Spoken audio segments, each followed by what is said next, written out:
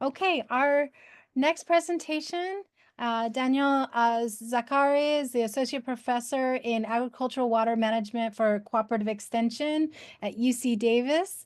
And he is going to be presenting on irrigation scheduling methods and tools for grapevines. All Welcome. right. Hello. Okay. Hello. Let me share my screen and let me know also if you hear my voice clearly. Perfectly. Righty. Okay.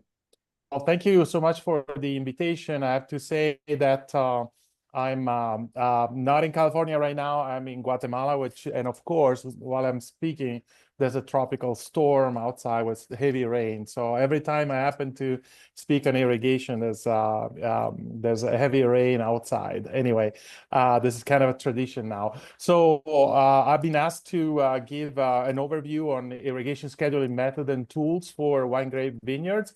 And so in the next 30 to 40 minutes, I'll navigate through a few points. First of all, I'd like to point on what it takes to be a resource efficient irrigator. And when I mean resource efficient, I mean also water, labor, and energy. And so I'll point out some indication on how we can be somehow efficient in the use of at least water and energy, and why we should be care about being efficient irrigator. I'll also review some irrigation scheduling basics that applies to many different crops, but specifically to specialty crop like wine grapes. And then I'll go through the description of the different irrigation scheduling method one by one and the tools available on the market. So I'll provide a general overview and somehow indicate the advantages and drawbacks of the different methods. And if we have time at the end, I'll provide some information about water and energy requirements for wine grapes. What it takes to be a resource efficient irrigator, we have to somehow know how to apply water or learn how to apply water. And that means we have to know how much water it takes. And so we have to know how to apply water in the adequate amount.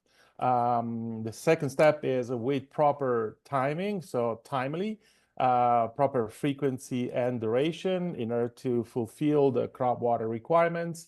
And the third block is with proper mode that could be uniformly or with variable rate, because remember that now with micro irrigation, which is a game changer, most of our goals are not only to fulfill or to satisfy the water requirement, but we also provide fertilizer and other components to our plants through the irrigation systems.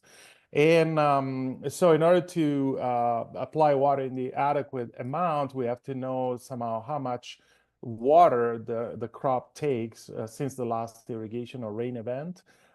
Then we have to know how much water our system apply per unit of time, so inches per hour.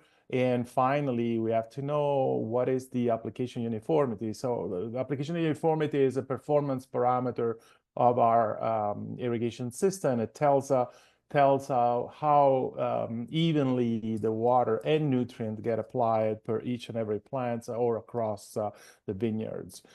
This is really a general pathway for irrigation efficiency, but we'll go into more details as we go through this slides. Of course, these parameters in the irrigation systems are well interrelated, and so we cannot really do a good job in terms of water management if we don't have quantitative metrics. So we have to measure something in our irrigation system to do a good job. Why we should care about being efficient irrigation. Why we should care. First of all, we need to do this in order to reduce our water and energy bills, especially with pressurized irrigation system like sprinkler, micro sprinkler and drip. And especially in the case we pump from the aquifer, our energy and water bills could be pretty substantial, and energy has increased quite a bit in the last few years. And so this is nowadays represent a very high cost within the production cost. The second part is that we want to reach the potential yield of the crop, especially in the Central Valley and the San Joaquin Valley, where we have all the conditions, soil, weather, and all the growing conditions for reaching maximum potential. It's in some sense, we wanted to avoid water stress. We wanted to avoid situation with water ponding or water logging that might generate a lack of oxygen for the vines, and can also generate some other problem like hypoxia, asphyxia, and the spread of Phytophthora. All we want to target, we want to try to target the maximum net profit of our crop. We want also to prevent uneven or slow vine development and production. That happens when we have significant variation across the vineyard for soil properties. And we want also to avoid excess irrigation that might create runoff and also transport chemicals or make us lose some important nutrients for the vines. And also, at the end, we want to be compliant with the existing environmental regulation, and they keep increasing for growers. And so Sigma is one of the most somehow constraining environmental regulation, but also we have others that somehow are being implemented. As you can see here, some picture, one, and of course, is those pictures are across the different crops, but you can see alfalfa irrigated with subsurface drip irrigation, where if the system is not sized or dimensioned or designed properly and not managed properly, you can have too wet and too dry conditions, so you have an uneven development of the crop. But also the second picture shows, almond tree, they are developing very non-uniformly across the field, and this is because the system doesn't have a good distribution uniformity. The third picture relates to excess water with some problem for the roots and lack of oxygen and probably hypoxia, so lack of oxygen for the root to thrive into the soil. And the fourth picture shows some sort of drainage pond where the water spills from a close by field. And of course, these ponds are full of nutrients, and also there's leach outs of fertilizer and pesticides. And so these are situations that we surely want to avoid. And so we have to be somehow efficient while doing our job. Going to the specifics of details of irrigation scheduling, basically irrigation scheduling aims to answer to three main questions. The first one is when to irrigate our vines. In the classical answer to that question is, the old-fashioned way is that we have to irrigate before the vines face water deficit, but this is somehow outdated and old-fashioned. Now, a lot of grape production area, if the market awards for quality and composition, somehow targets some deficit stress or moderate stress level, that could be beneficial for grape yield and composition. So in that regard, we have to apply water either to avoid water stress or to make sure we maintain a target water stress level that is somehow beneficial for our grape production. It depends whether the market somehow awards this quality parameters or composition parameter. The second question that we wanted to answer is how much water to apply at each irrigation event. And of course, there are two different answers to this. The old-fashioned way, the book, the typical answer that you find in the book on irrigation management is We have to apply the amount of water that has been used by the vines for evapotranspiration, so for the process of water losses to atmosphere since the last irrigation or rainfall event. So whatever the plant has used for the process of evaporation and transpiration, we have to replenish into the soil.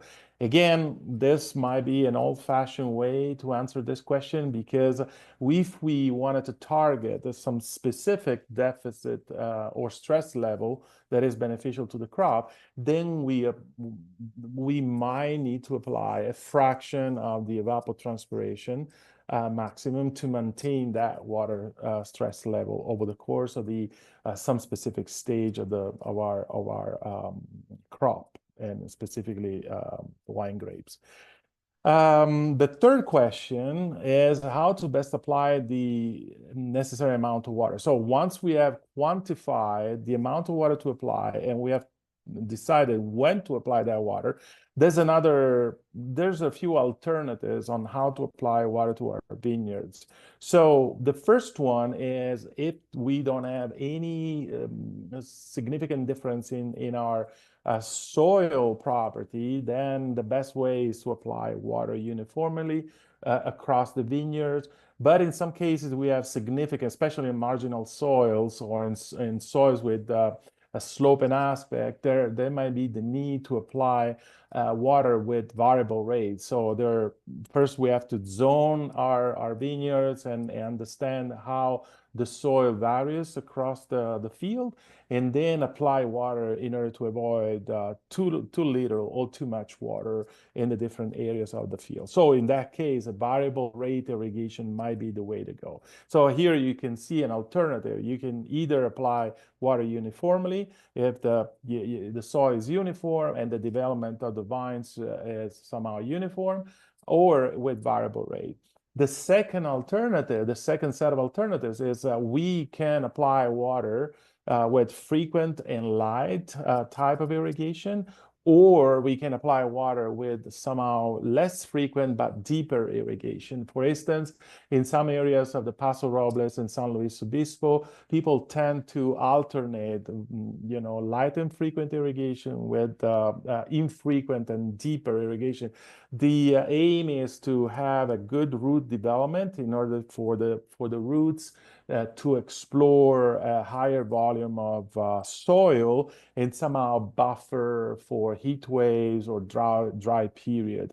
We can also alternate this two alternative to this frequent light to an infrequent deep, in case somehow we have some the water supply that are either saline or have some other problems. And so we wanted to tend to maintain the soil diluted into the soil and with frequent and light irrigation, but at some point want to somehow push the water and soil down past the root zone, and so we can do some deep irrigation and infrequent and deep irrigation in order to push to leach the salt away. Sometimes we need to do also some deep irrigation in case we have rodents, or we have to do eventually some surface irrigation in order to try to push the rodents away from our field. And so those are different alternatives.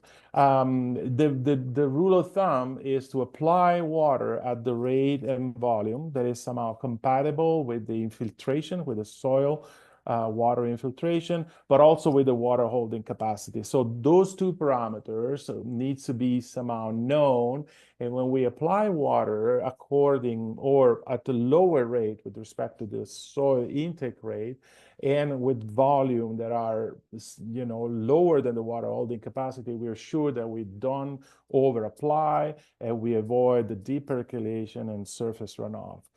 In some areas of the world, in some areas of California, I've seen also that, one of the main criteria for applying water for irrigating, and so irrigation duration and irrigation timing varies also according to the energy rate. So in case you have time of use, you might want to tailor somehow the timing of the day and the duration of the irrigation events to avoid the highest energy rates during the day.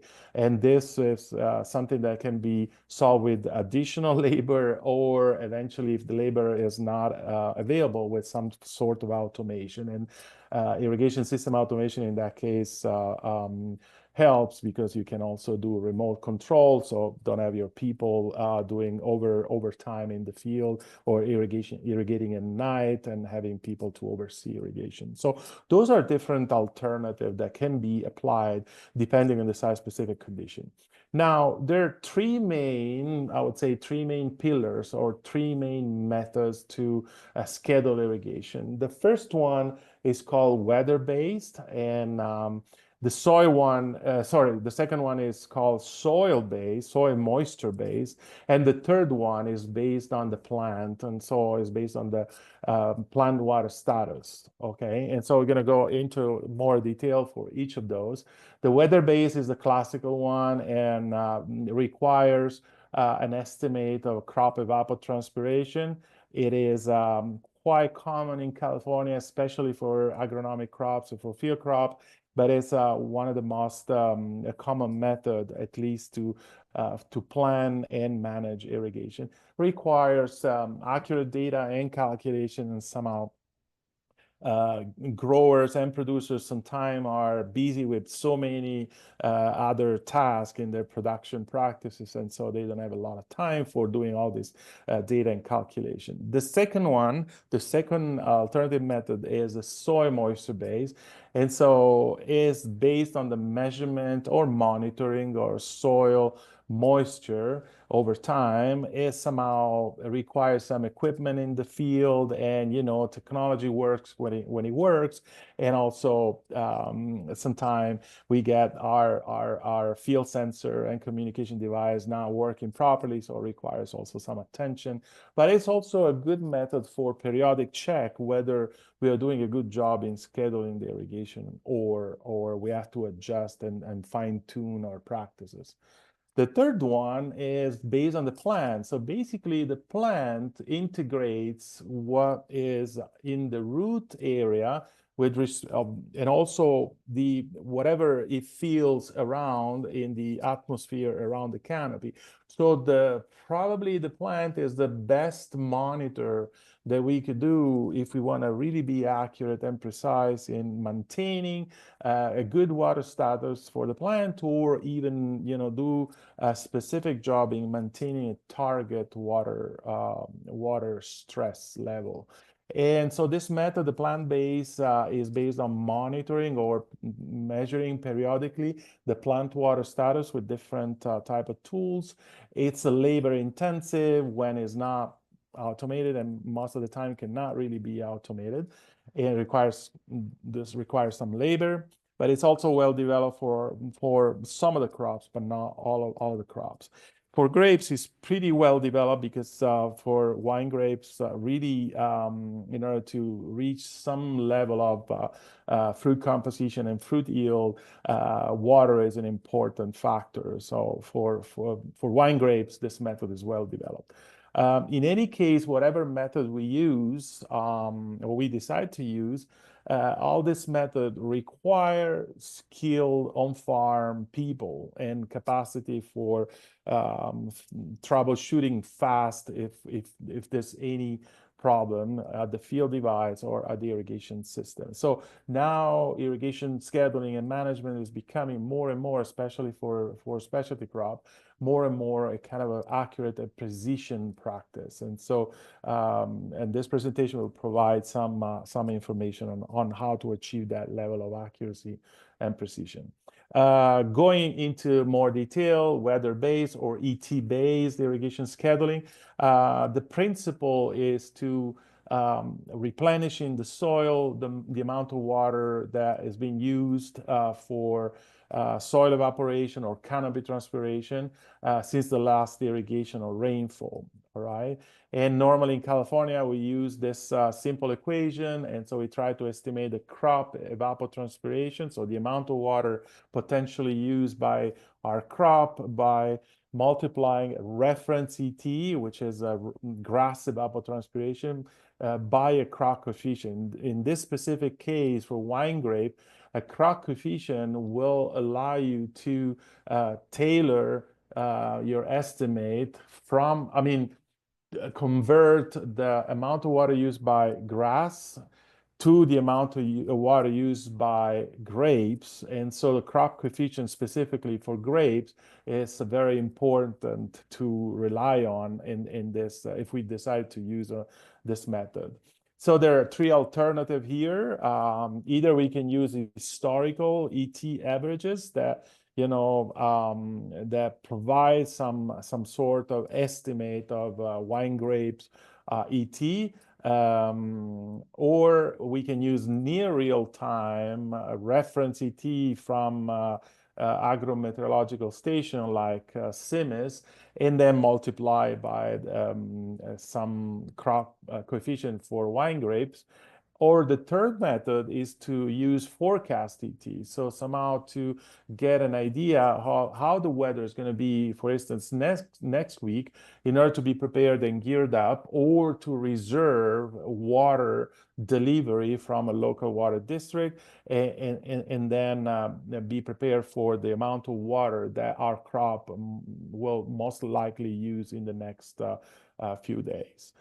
In any case, any of these three alternatives will require accurate crop coefficient value. This is really crucial for doing a good job.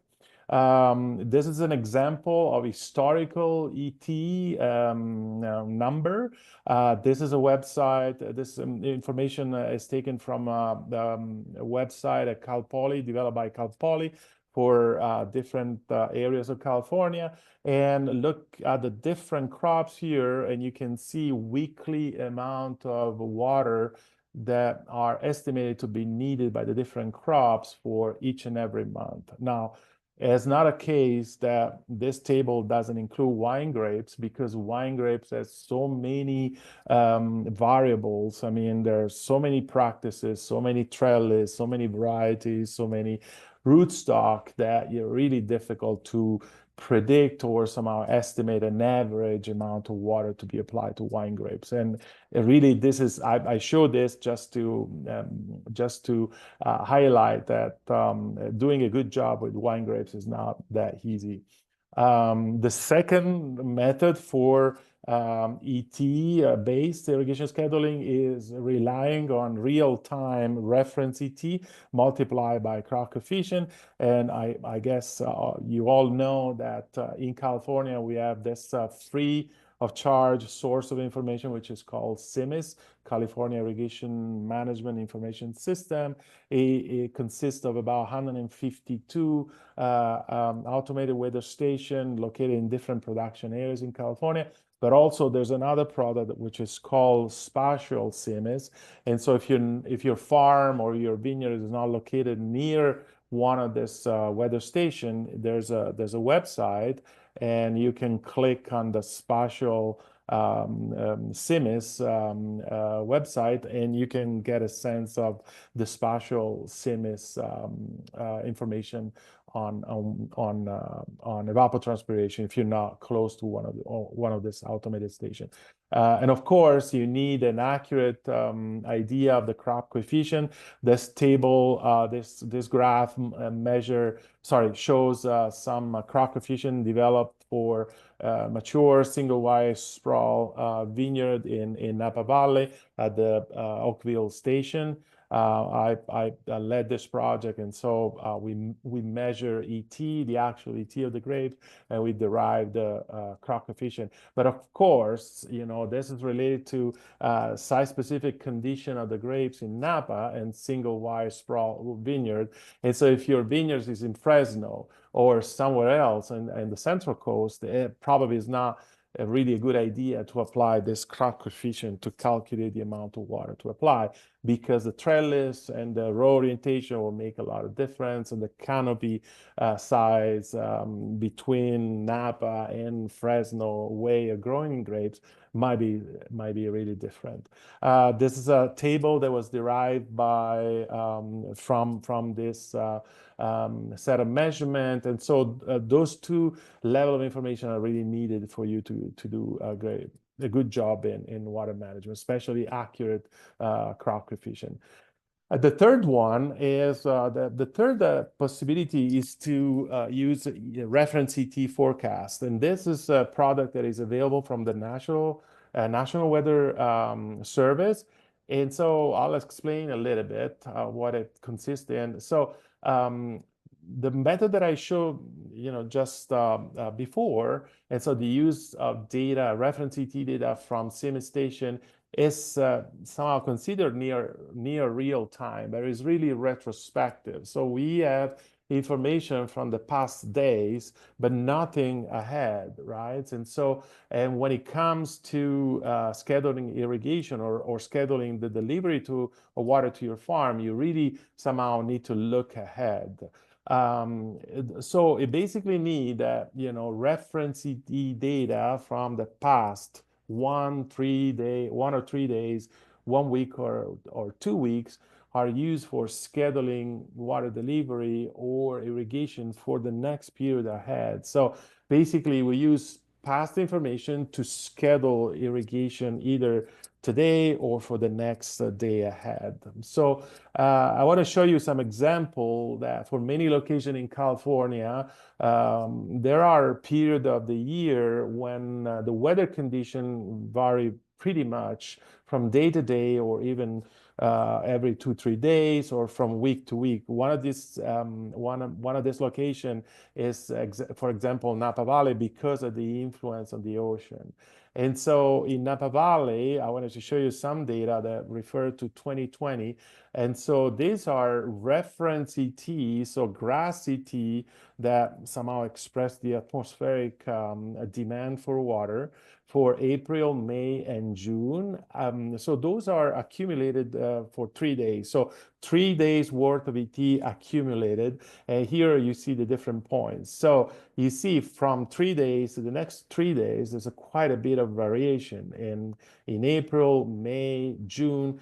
So basically, if we look back and say, I want to schedule irrigation for the next few days, and I use the information that I get from CIMMYS for the past days, I might run the risk of either under irrigating or over irrigating my crop. Same happens if we accumulate this reference ET for 7 days. Okay, so imagine the past 7 days, my vines have used about 1.5 to 2 inches of water. And then you can see next week, it becomes much hotter or much windier or drier. So if I use the information from the past week to schedule irrigation for the current week or the next week, I might run the risk really of not doing a good job. And the same happens in the let's say in the later part of the crop cycle. You see every 3 days there's a big variation of crop evapotranspiration. And so here's the concept. If we use retrospective ET information, we really might run the risk of either over irrigating or under irrigating the vines during period of time or stages that might be very sensitive for fruit yield and quality or composition, right? So this forecast ET was developed in 2008 within a collaboration between UC Davis and the Department of Water Resources, the California Department of Water Resources, and National Weather Service. And that was to improve the high frequency irrigation management and encourage the adoption of ET-based schedule. So this is a product that is called FRET, or Forecast ET, and now is available for the entire continental United States, and it provide forecast reference ET from 1 day for 1 day ahead, 3 days ahead, 5 days ahead, and 7 days ahead. So this is really handy if you want to do a good job in looking ahead and planning and scheduling irrigation based on forecast. So the question is, how reliable are the forecasts? So in the past couple of years, me and my research team at UC Davis, we conducted a project. And so we, in order to understand how accurate were the forecasts for the different areas of California. And we ended up seeing that they're pretty accurate, and especially in the Central Valley and some part of the coast, the North Coast and the Central Coast. And the results of that project are reported in this article that is published by the American Society of Civil Engineers. But overall, the weather forecast in up to 7 days were pretty close to the value then measured by the CMIS weather station. And so we were pretty confident, and this product can be used for irrigation scheduling. Wanted to also point that crop evapotranspiration is basically a process that depends on the energy available or the energy that is faced by our plant, that is encountered by our plant. So basically, the actual ET of a vineyard is mostly regulated or driven by the amount of energy intercepted by the plants and the soil, right? And so in the case of a vineyard, the canopy encounters this energy from the direct radiation from the sun and also other energy sources, which is the reflected radiation, but also the movement of warm air around, and also the wind, the turbulence, and the advection. All this source of energy, direct or indirect, will basically determine the amount of water that is lost by the soil surface and by our vines through transpiration. This happens when the soil moisture is not limited. Now, seen in a different way, this is a similar figure, but will show that everything mostly depends on the amount of solar energy that is available for vaporizing the water. Okay, so this part of this solar energy is reflected back to the atmosphere by the particle of moisture available in the air. And when the amount of energy available from the sun encounter the soil, the wet soil, then some energy is transferred into the soil water, and then soil evaporation is basically generated. When this amount of energy is intercepted by the canopy, by the plant canopy, then the plant has to somehow exert this amount of energy, and it does it through vaporizing water through the pores, the stomata, right? But also some part of this energy get transferred into the soil, and some other part of this energy is used to heat the air around the plants and around the soil. So all this energy parameter can be measured. And so this is something that we normally do for research when we put ET measurement station in the field in order to measure all this surface energy balance parameter. In short, this is presented for a vineyard.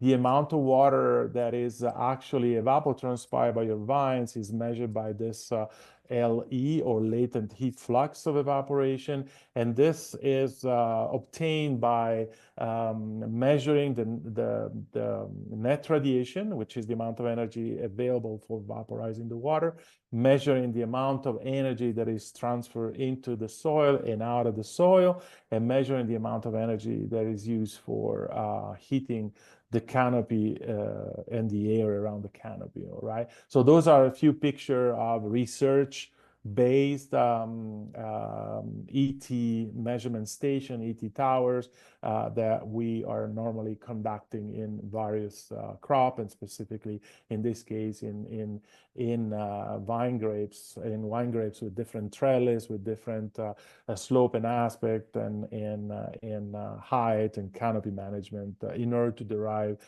crop coefficient for improving irrigation management. Now, there's a number of biophysical parameters that regulate the amount of ET or the ET rate. The weather conditions are the most important, but also the cultivar, so the variety and the rootstock. And so, in this case, the vegetative vigor and the canopy management will regulate the amount of energy intercepted by vine. The training system, if a high trellis or low trellis, the slope and aspect. So if it's a south facing or north facing, or if it's a flat area, ground level area, and also the vine row orientation and east-west versus north-south. So all these parameters are somehow having an effect in regulating the amount of water that is evapotranspired. Now, I don't want to complicate things, but we try to investigate the effect of all this biophysical parameter in the total amount of water that is transpired, right? And so now, what are the advantages and disadvantages? So if we somehow estimate the amount of evapotranspiration of our vineyard based on very generalized crop coefficient values or inaccurate value on reference ET, then we really make the risk of over-irrigating or under-irrigating our crop. Most of the information on crop coefficient was developed by the University of California during the 80s and 90s. And, the type of irrigation system were different. Mostly it was either surface irrigation or sprinkler irrigation at that time. But also the measurements were done on well-drained soils and flat grounds. And now we have grapes that is planted in areas with different level of slope and different aspect with respect to the sun angle. But also at that time, during the 80s and 90s, we had different wine grape varieties, different rootstock and vine density, and also canopy management practices. And so everything was different at that time. And also that type of cropping system was conducive to a certain yield, yield and composition. When micro irrigation was somehow adopted, we started planting, grapes in different areas on a marginal soils because everything is more manageable.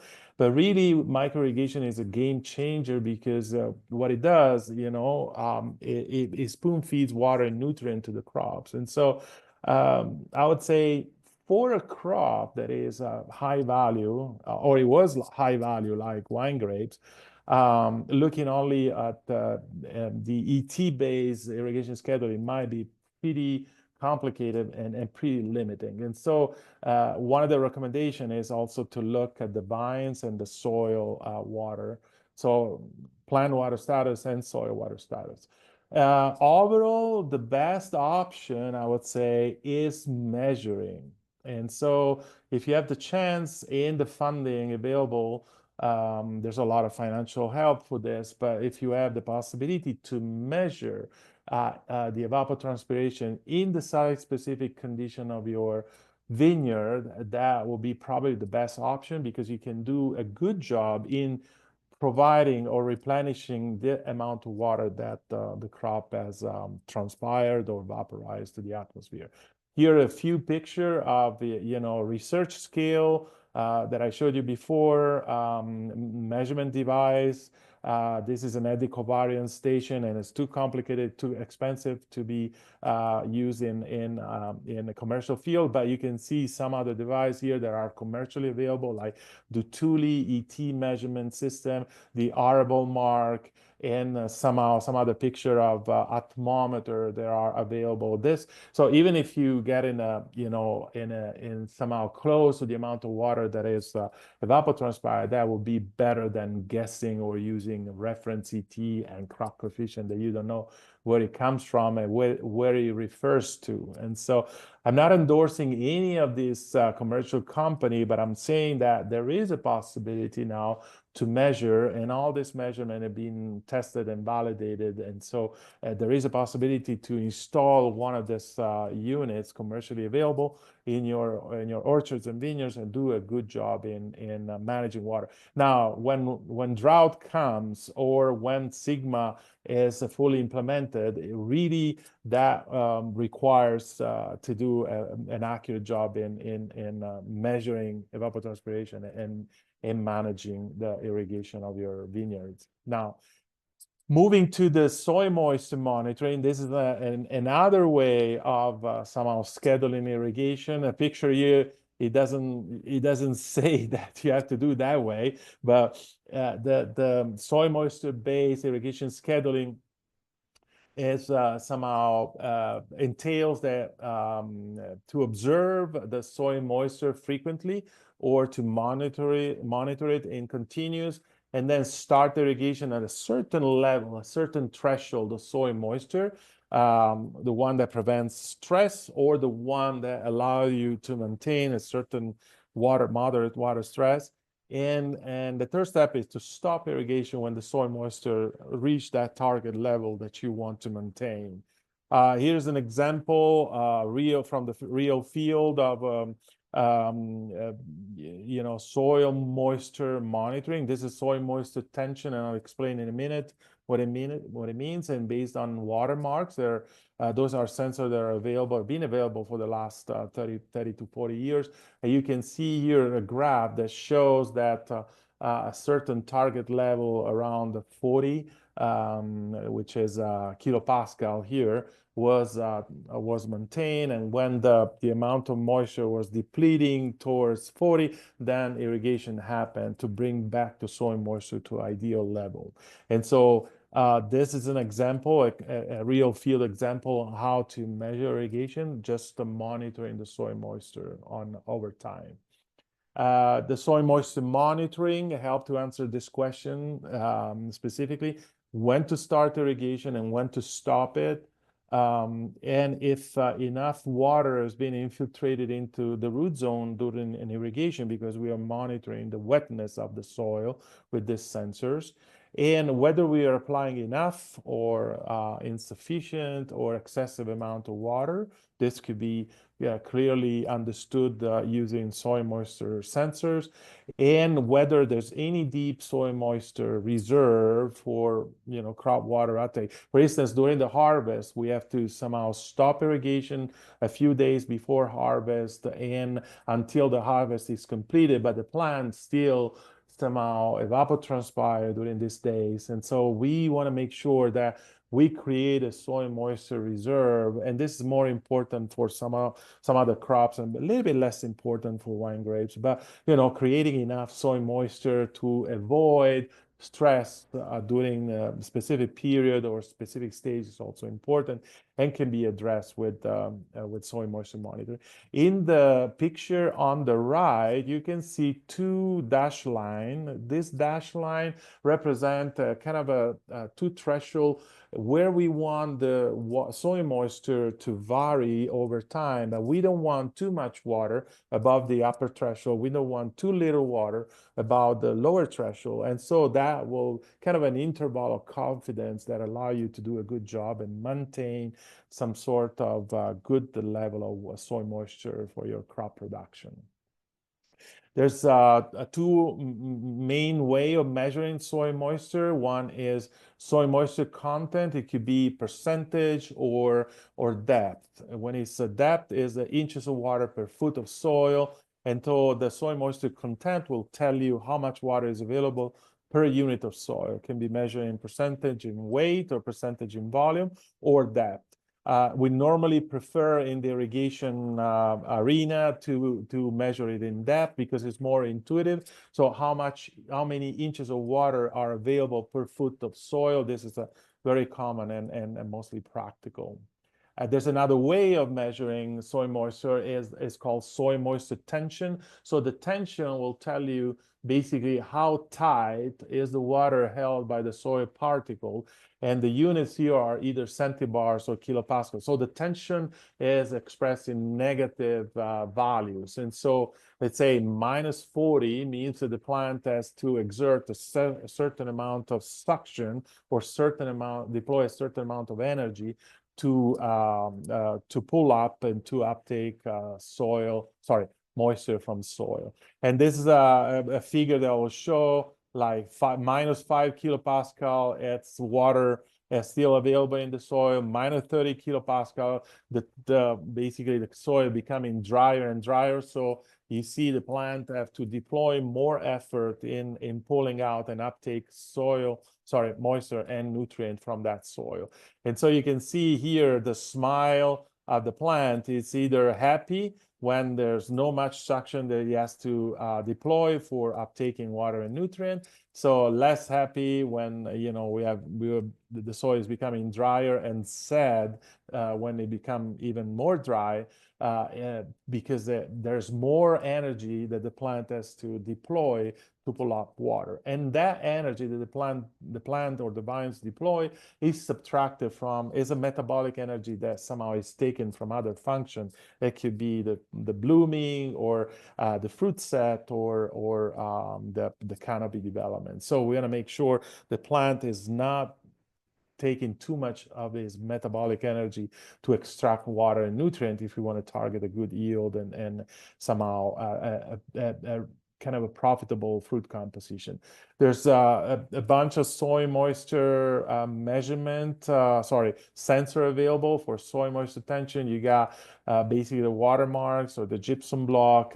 They have a different feature. And in some of the new development, you see on the picture on the right corner, the lower corner, those sensors can also be hooked up with some device that send the values and the information to the cloud, so you don't have to physically look at the display, but wherever you are, you can check the soil moisture of your field.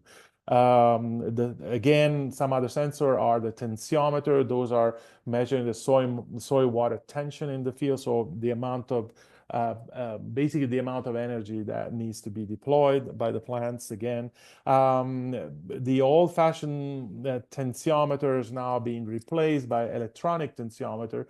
So those electronic tensiometer have, they're very easy to use, and they don't have to be refilled with water periodically. And so, and also this company, the sensor provider and the platform provider have this kind of a easy to interpret display, and will show whether the soil moisture is in a condition that the plant is happy or less happy or is stressed because it's too dry. And so I tested myself this soil moisture sensors, this electronic tensiometer, and they're a little expensive, but I would say that they're worth the expenses because they provide pretty reliable information and easy to interpret. There's other sensor that measure the soil moisture content, and there's a plethora of product on the market, and each one of them has specific characteristics that apply better or worse to the specific soil characteristic of your field.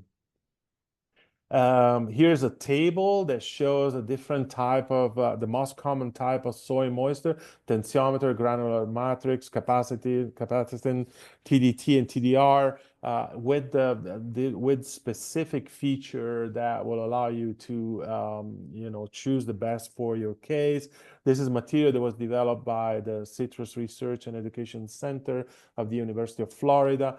And here in this graph, you can see on the y-axis the soil depth in inches, and in the x-axis, the amount of root, so somehow the root abundance. So moving from the right to the left, you can show that as you go deeper and deeper, the amount of roots uptaking water tend to become less and less. And so for micro-irrigated crops like micro-irrigated vineyards, you really need 2 or 3 sensors installed at different depths. So for instance, 12 inches and 24 inches might be giving you a good idea where the water is basically being accumulated after irrigation and where the water uptake by roots happens. A even lower soil moisture sensor will tell you whether you are doing too much irrigation. There's water passing the root zone and so being lost by deep percolation or not. So 2 or 3 sensors installed at proper depth might be enough for micro-irrigated crops. This is an example of an installation that I did in one of my research projects. I did 12 and then 24, and then I tried to go down to 36 or 48, but there was like rocks and fractured rocks. So basically there was not enough soil to install the third, but already 2 sensors per unit were pretty good, will give you a pretty good sense to refine your irrigation practices. And again, this electronic tensiometer, I'm not endorsing again any company available on the market because they're all good, they're all bad. And so I'd say, but now the soil moisture units are pretty developed and can do a good job in providing reliable information for you to do it. An accurate irrigation accurate irrigation management. Here's a couple of tables. It will tell you what is the recommended soil moisture value at which irrigation should happen in order to avoid stress for the different type of soil texture. If we're talking about soil moisture content, so the volumetric soil moisture content, we consider that when 50% of the water available for plant has been depleted, that's a good threshold that still avoid the stress. So when 50% of the water into the soil is being already depleted, then it's time to replenish water for plants. And so for the different soil texture, example, sand, loamy sand, sandy loam, these are the soil moisture contents in percentage that represent that threshold of 50% of plant available water depleted. So if you read on your sensor there's 7% in a sandy soil, you're still good, but you should irrigate. And if you read the other value for the different type of soil, then it's the time to irrigate. The same table is available in terms of tension. So when you're, for instance, a clay loam or clay reads between 90 and 120 centibars, that's the threshold for triggering irrigation, for starting irrigation. And those are general recommendation, but they are all threshold. Somehow they're indicative threshold for not facing any water stress. If you want to apply a deficit irrigation to maintain a moderate water stress, then you should request some help from irrigation specialists in doing that. Here's an example of different soil texture, a calculation example, soil texture, water holding capacity in terms of inches of water per foot of soil. And considering that wine grape might have a 5 feet root depth, I calculated for the different type of soil the total available soil moisture if the soil is well irrigated. Now, when 50% of that available soil moisture has been depleted, and so when you read, for instance, in sandy clay loam, 3.3 inches of water per foot of soil, that is the moment to start irrigation. And this is a basic calculation that I prepared just as an example. Here's a table, one of our publications from the University of California that show in average the root depth for the root depth for wine grapes, I would say 5 to 6, not necessarily 6, depending on how you manage water and depending on the type of soil. But this MAD is the percentage, it's called management allowable depletion. So that 50% that I was talking about before, that is a general value. For grapes, is even grapes tolerates a little bit drier conditions. So the depletion can go even to 60-65% of the available water. So those are general indication for helping you with soil moisture monitoring and irrigation. The benefits of soil moisture monitoring is very suitable for irrigating young vines and immature stand in order to promote, the fast development of the roots and the fast development of the canopy and a rapid onset of fruit production. Also, it can be used to achieve deeper root growth, like they do in the Central Coast, in order to buffer for heat waves and drought. So the plant will be well established in terms of root depth and explore a sufficient volume of soil and somehow tap even deeper water in case of heat waves or dry period. Of course, we wanted to avoid the excess of irrigation, excess of water. This picture are not necessarily related to excess water. Those are aquifer recharge project and so, but I just explaining you that something that you wanted to avoid in order to avoid favorable condition for pest and fungal disease. Now, there are limitations, of course, in using soil moisture. And one of the limitations is even if the data looked at the soil is well wet and it doesn't have any stress, the plant might still face water stress under apparent well-water soil moisture condition, right? So because in some cases we have salinity or sodicity condition, we have confining layer or compaction layers or hard pans, or we have lack of oxygen. And for instance, these are vines that in Baja California and in an area that was well irrigated, but irrigated with saline water, and there was also some sodium in the soil. So excess sodium might degrade the structure of the soil and might create hypoxia or lack of infiltration. Sometimes you see we have low infiltration of water into the soil, and that happens when the soil has some salinity and sodicity, all right, or there are compaction layers, so the top soil looks wet, but the deeper soil layers are dry, and that's a typical example that that shows we color the water into the soil solution. You can see uniform soil moisture distribution in the top soil, and then a kind of a preferential flow of water through fractured, or so the soil basically change after the first foot.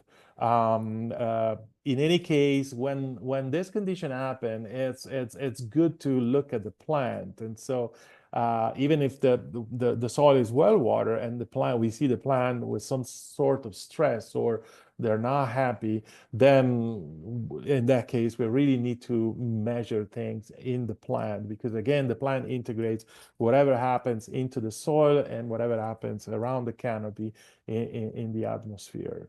Right, it's like measuring the blood pressure of the people, and in that case, we do the same with when we measure the stem water potential, leaf water potential. So again, there are other problems with measuring the soil moisture. In some marginal soil, you got preferential flow, like here in the picture with you see the water colored in red, or in the picture on the right, where you see some kind of uniform distribution in the first part of the soil, and then water follows some preferential flow. So whatever. Now it's a matter of where you have your soil moisture sensor. If your moisture sensor is in a dry spot, you keep irrigating because the sensor will not provide reliable information. In case you have layer soil or compaction pan or hard pan, probably soil moisture is not the right way to go. But in any case, can be used as a feedback information after irrigation. So irrigate, and we see the soil moisture where it is, and so we can refine the practice or the schedule. we really need, in those cases, we really need to look at the vine water status or plant water status in addition to available soil moisture. The other question is when you have soil variability over the across the field, how many sensor you place and where you place it, and so you really needs quite a bit of experience and judgment and good expert judgment in order to define where to install the soil moisture sensor. A general rule of thumb is install the soil moisture sensor where in the area of the field that either gives you more income or in the critical areas of the field, but otherwise, rely on expertise from consultant or from university farm advisor or cooperative extension specialists. But these are just other example on things that need to know. So you need to know your soil pretty well before planting in vineyards or after planting in vineyards in order to do a good job if you have a lot of soil variability in the hydraulic properties.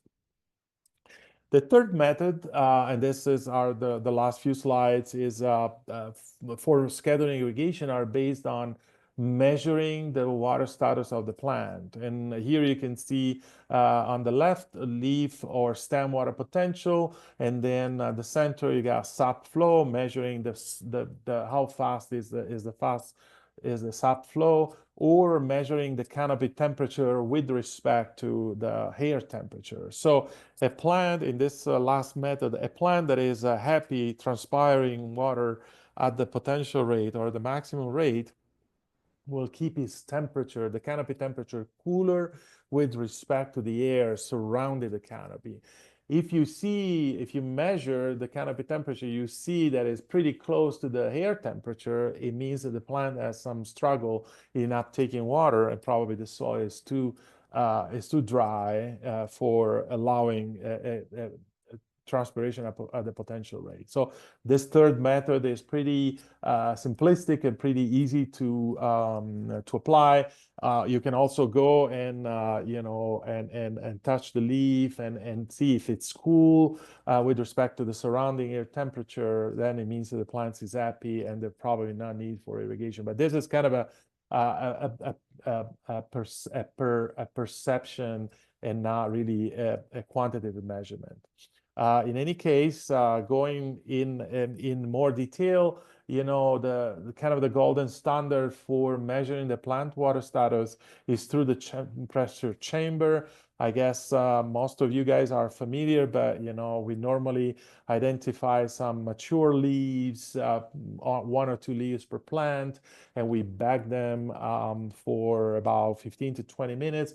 So in order for the leaves to equilibrate with the rest of the plant. So through the leaf, we can measure the plant water status and not only the leaf water status, okay? And so after 20 minutes, we cut the leaf from the vine and we insert the leaf in the pressure chamber. You got a picture here. And then we close the pressure chamber and we start putting gas gradually. It could be nitrogen or it could be air. And by increasing the pressure inside the chamber up to the point, we tend to increase the pressure gradually up to the point where the sap and water, comes out bubbling from the petiole of the leaves. And that's the point where you got equilibrium from the pressure inside the chamber with respect to the tension inside the leaf. And so this is a kind of a time-consuming and labor-intensive method, but it's still considered a golden standard. There are alternative methods that are pretty automated. The first one is dendrometers. And so basically there's our precision sensor that measure the swelling and the shrinking and the swelling of the stem as a result of the energy deployed by the tree or the vine in pulling out water. The larger the fluctuation between shrinking and swelling, the more the plant is struggling to extract water from a dry soil. And so big fluctuation relatively large fluctuation means that the plant is somehow in a state of relative stress, and so you need to irrigate either more frequently or more abundantly. There are other sensors that feel the tension inside the leaf tissues, and this is an example of a probe that could be attached to the leaves and somehow being developed and in the past for olive trees and for grapes. Another example is the infrared thermometer pointed out on the canopy. And so this is measuring in continuous the temperature of the canopy. And then if you relate to the temperature of the air outside the canopy or around the canopy, you can get a sense of the, the level of, hydration by the plants or the vines.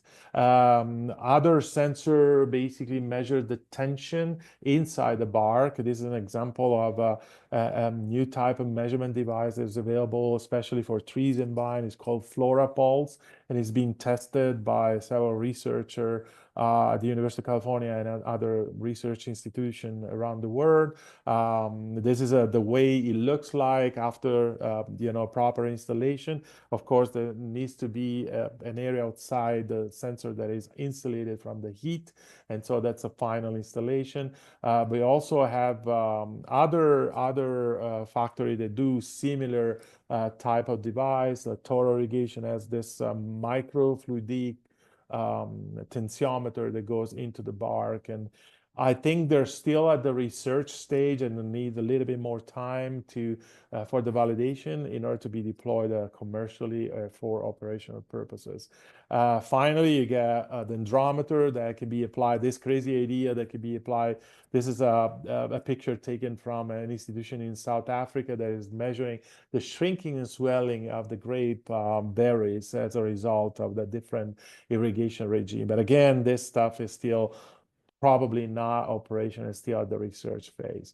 Now, a couple of more slides that I wanted to show you. So I show you so far 3 alternative methods, right? So the ET base, the soil moisture base, and the plant base as the 3 alternatives. Those can be combined and irrigated in normal irrigation management. So those can be integrated, and I know I'm following a few farmers that are pretty advanced in their irrigation practices. They are using these 3 methods integrated. So the first one, they measure the plant water status, either the stem water potential or leaf water potential in order to decide the timing of irrigation, right? And so that's probably the best measurement for identifying the right moment to start irrigation.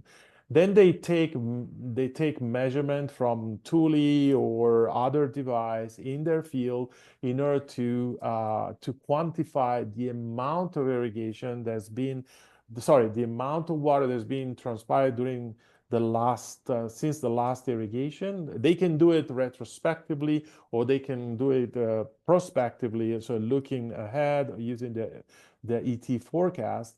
And last, once they apply this amount of water, they get feedback from the soil moisture in order to see whether they're okay with their schedule, or they have to refine in order to increase a little bit or to decrease a little bit. And so in order to fine tune these irrigation practices. So with that, I would probably stop here. The next couple of slides those are the last 2 slides, but I wanted to show you that the amount of water that is somehow necessary, irrigation water that is necessary for grapes in California might vary between 16 and 28 inches per season, and that depends on many different factors, including the amount of rain and including the training system, high trellis, low trellis, the canopy size, whether it's a sprawl or a vertical shoot positioning system, the row orientation, east-west versus north-south, the sloping aspect and the wind conditions. But those are somehow range. It's very difficult to get an average for the different growing condition of California.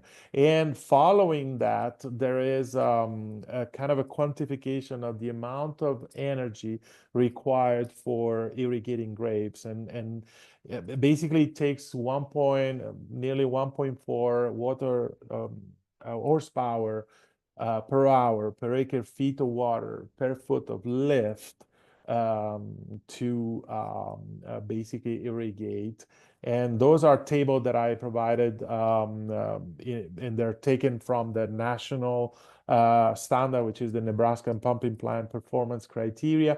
I will tell you, if you use electricity, your pump will generate 1.55 kilowatt hours per acre feet per foot of lift. So it depends on where the water source is, if it's the aquifer or if it's surface water, but you can easily calculate. And the last slide is an example for calculating the amount of energy and eventually fuel required by a sample vineyard for 40 acres, either irrigated with micro sprinkler irrigation or irrigated with drip. But this will take me quite a bit of time to explain, so I put in the presentation as an example.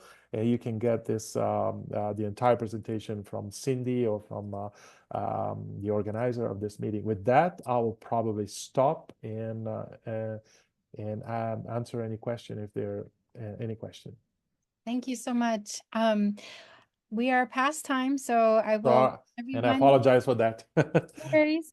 I'll let everyone know that the link for the quiz is in the chat. I've also emailed it to everyone that has put a license number during registration. Do you mind opening up the Q&A box and answering questions directly? There are a few questions in there for you. But besides that, I'm going to keep this going live while you're answering questions, and there's still people online, but we will call it a day. And